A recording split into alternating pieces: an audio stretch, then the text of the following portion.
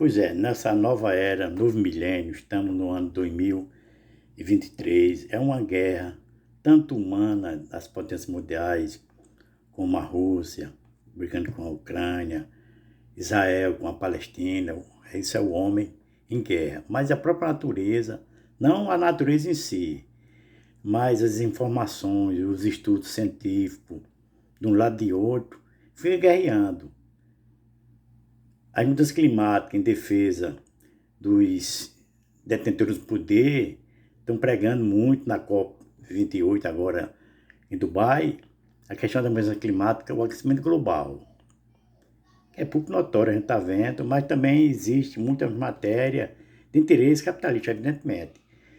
Por exemplo, o El Niño tem matéria que vai até o ano 2024, 2025, uns defendem essa tese, outros defendem que vai até 2028, outros dizem que vai até 2024, meio do ano, houve um laninha, essa guerra de informações deixa todos nós, os investidores até, no campo, nas cidades, o industrialismo, o homem do campo, a agropecuária, fica em dúvida, não sabe como investir, porque a guerra é grande, é eminente.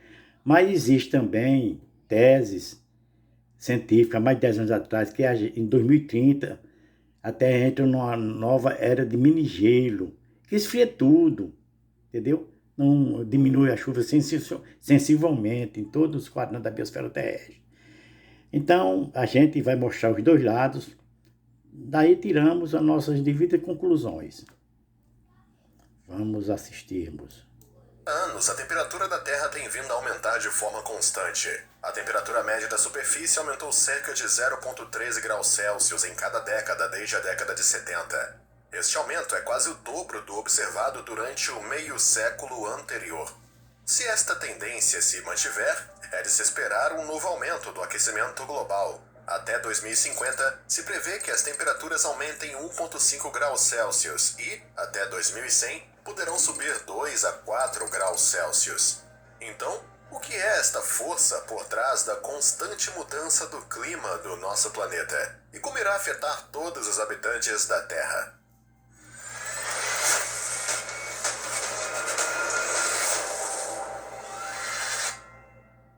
No vasto Oceano Pacífico, existe um delicado equilíbrio entre ventos e correntes. Normalmente, os ventos alísios suaves sopram para o oeste ao longo do Equador, transportando águas quentes da América do Sul para a Ásia.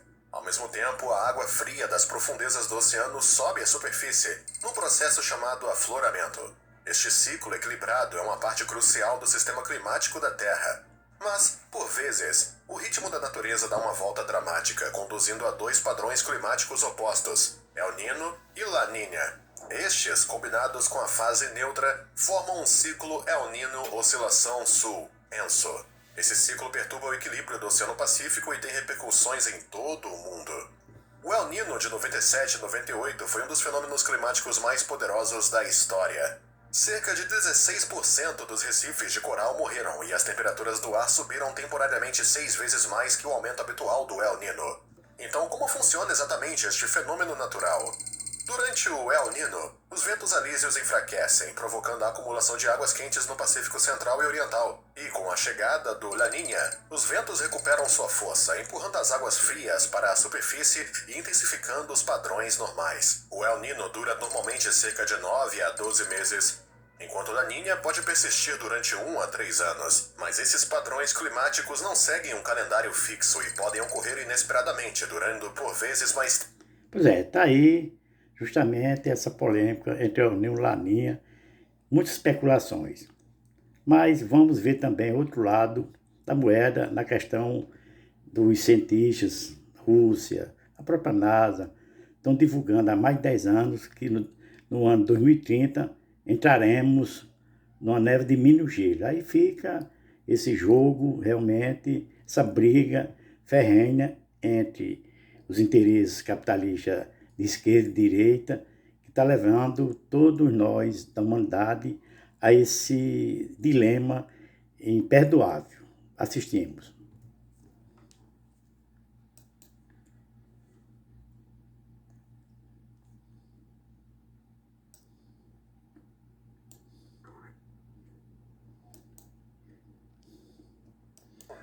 que muitos cientistas temem caso as projeções deste estudo se cumpram.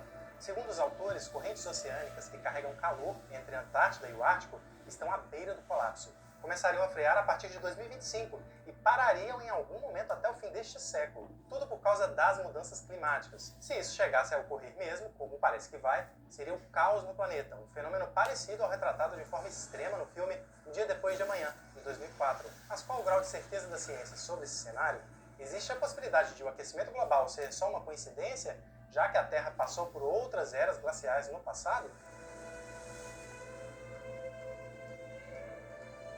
A gente se acostumou a pensar a vida e o planeta de um jeito fragmentado, independente. Nós e a natureza, o norte e o sul, o ar e o mar. Esquece, no fundo, é tudo uma coisa só. Você vai entender melhor até o final deste vídeo. O que eu adianto é que o estudo da Nature é uma confirmação científica disso, e mais, de como a interferência humana na Terra está desequilibrando dinâmicas naturais, e pode inclusive fazer uma corrente oceânica essencial para a distribuição de calor e frio entre os hemisférios colapsar a partir de 2025, com consequências dramáticas. Mas antes de detalharmos o conteúdo da pesquisa e as suspeitas de um futuro catastrófico, é importante compreender o mecanismo descrito pelos cientistas do estudo e por que ele é tão fundamental para o clima.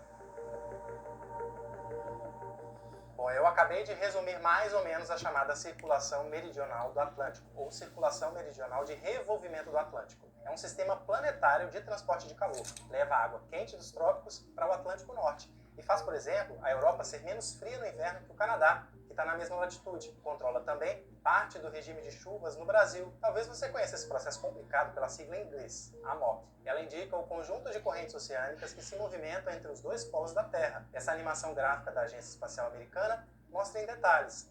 A água aquecida nas áreas tropicais viaja para o Polo Norte e esfria na altura da Groenlândia. Depois afunda porque fica mais densa e faz o caminho de volta pelo fundo do oceano, indo se juntar outra vez ao Polo Sul.